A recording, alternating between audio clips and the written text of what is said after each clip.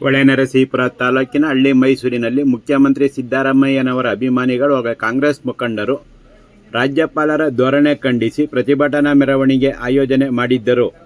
ಕರ್ನಾಟಕದ ಮುಖ್ಯಮಂತ್ರಿ ಸಿದ್ದರಾಮಯ್ಯನವರ ಅಭಿಮಾನಿಗಳಾದ ನಾವುಗಳು ರಾಜ್ಯಪಾಲರು ಪ್ರಾಸಿಕ್ಯೂಷನ್ಗೆ ನೀಡಿರುವ ಅನುಮತಿಯನ್ನು ವಾಪಸ್ ಪಡೆಯದೇ ಇದ್ದಲ್ಲಿ ರಾಜಭವನ ಚಲೋ ಆಂದೋಲನ ಮಾಡುವ ಜೊತೆಗೆ ನಮ್ಮ ನಾಯಕರ ಮೇಲೆ ವಿನಾಕಾರಣ ಆರೋಪ ಮಾಡಿ ಮಾನಸಿಕ ಹಿಂಸೆ ನೀಡುತ್ತಾ ತೇಜೋವಧೆ ಮಾಡುವವರ ವಿರುದ್ಧ ಹೋರಾಡುತ್ತಿರುವ ನಾವುಗಳು ಸಿದ್ದರಾಮಯ್ಯನವರ ಉಳಿವಿಗಾಗಿ ರಕ್ತಕ್ರಾಂತಿ ನಡೆದರೂ ಅಚ್ಚರಿಯಿಲ್ಲ.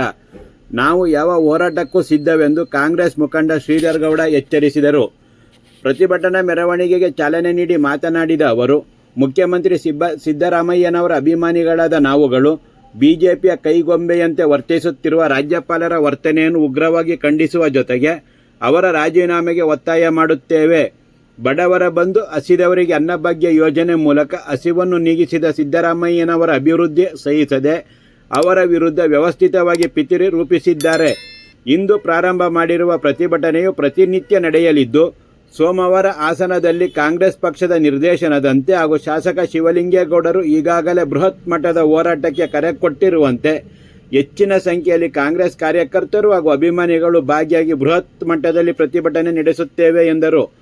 ರಾಮನಾಥಪುರ ರಸ್ತೆಯಿಂದ ಪ್ರತಿಭಟನೆ ಪ್ರಾರಂಭಿಸಿದ ಸಿದ್ದರಾಮಯ್ಯ ಅಭಿಮಾನಿಗಳು ರಾಜ್ಯಪಾಲರ ವಿರುದ್ಧ ಧಿಕ್ಕಾರ ಕೂಗುತ್ತಾ ರಾಜೀನಾಮೆಗೆ ಒತ್ತಾಯ ಮಾಡುತ್ತಾ ಅವರ ಭಾವಚಿತ್ರವುದ್ದ ಪ್ರತಿಕೃತಿ ಮೆರವಣಿಗೆ ನಡೆಸಿದರು. ನಂತರ ಹಳ್ಳಿ ಮೈಸೂರು ಪ್ರಮುಖ ವೃತ್ತದಲ್ಲಿ ಪ್ರತಿಕೃತಿಗೆ ಬೆಂಕಿ ಹಾಕಿ ಧಿಕ್ಕಾರ ಕೂಗಿದರು.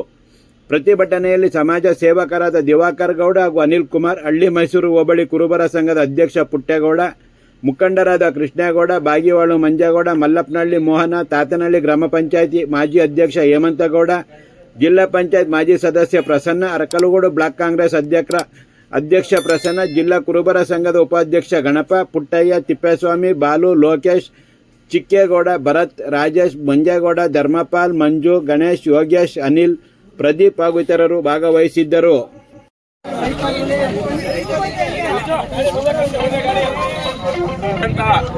ಈ ರಾಷ್ಟ್ರ ಕಂಡಂತ ನಮ್ಮೆಲ್ಲರ ಅದ್ವಿತೀಯ ನಾಯಕರು, ಹಾಗೆ ನುಡಿದಂತೆ ನಡೀತಾ ಇರ್ತಕ್ಕಂಥ ನಮ್ಮ ಕರ್ನಾಟಕ ಸರ್ಕಾರದ ನೇತಾರರು, ಬಡವರ ಬಂಧು, ಇವತ್ತು ಭಾಗ್ಯಗಳ ಸರ್ದಾರರು ಅಂತಲೇ ಹೆಸರುವಾಸಿಯಾಗಿರ್ತಕ್ಕಂಥ ನಮ್ಮ ಏನು ಮಾನ್ಯ ಮುಖ್ಯಮಂತ್ರಿಗಳಾಗಿರ್ತಕ್ಕಂಥ ಸಿದ್ದರಾಮಯ್ಯ ಸಾಹೇಬರಿದ್ದಾರೆ.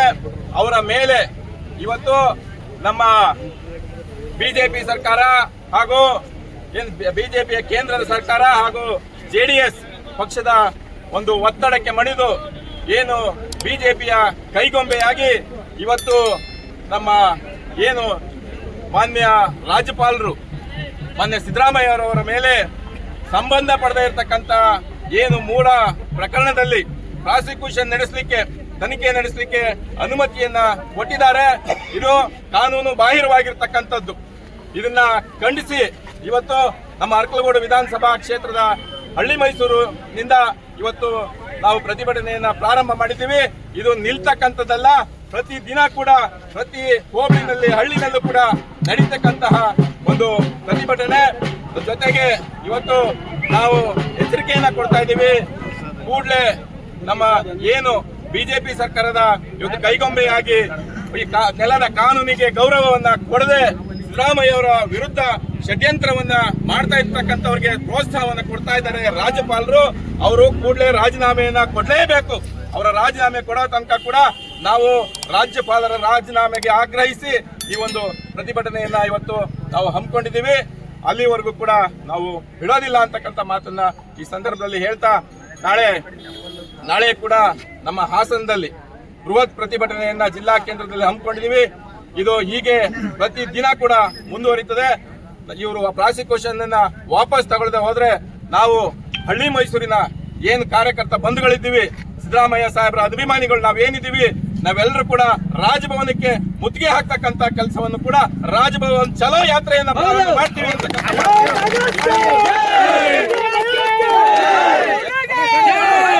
ಒಂದು ದೊಡ್ಡ ಕ್ರಾಂತಿ ಆಗ್ತದೆ. ಇದು ನಮ್ಮ ಶಿವಲಿಂಗೇಗೌಡರು ಈಗಾಗಲೇ ಕರೆ ಕೊಟ್ಟಿದ್ದಾರೆ.